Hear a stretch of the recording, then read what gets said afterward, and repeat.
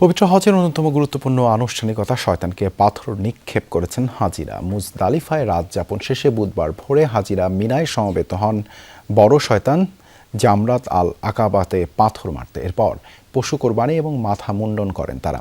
এর পাশাপাশি তাওয়াফ আল ইফাদার মধ্যে দিয়ে চলছে হজের তৃতীয় দিনের আনুষ্ঠানিকতা।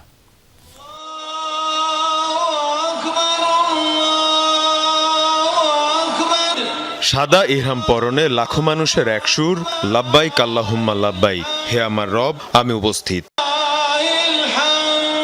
হজের তৃতীয় দিনে মুজদালিফায় রাত কাটিয়ে ভোর থেকে প্রতীকী শয়তানকে পাথর মারতে জামরাতের দিকে ছুটেন হাজিরা।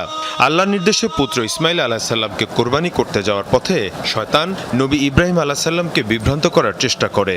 তখন তিনি তিনটি স্থানে শয়তানকে পাথর নিক্ষেপ করেন। সেই ঘটনার স্মরণেই হজের এই আনুষ্ঠানিকতা। শয়তানকে পাথর নিক্ষেপের পর হাজিরা পশু কোরবানি দেন এবং মাথা মুন্ডন করেন। এরপর মক্কার মসজিদুল হারামে গিয়ে তাওয়াফ আল ইফাদা ও সাফা মারোয়ার সাই আদায় করেন। পরবর্তী তাশরিকের দিনগুলোতেও হাজিরা আবার মিনায় ফিরে এসে তিন জামরাতেই পাথর নিক্ষেপ করবেন। আরাফাত, মুজদালিফা ও মিনা জুড়ে প্রায় ২৫ কিলোমিটার দীর্ঘ হাঁটার পথে লাখো মানুষের চলাচল নির্বিঘ্ন রাখতে নেওয়া হয়েছে ব্যাপক নিরাপত্তা ও স্বাস্থ্য ব্যবস্থা।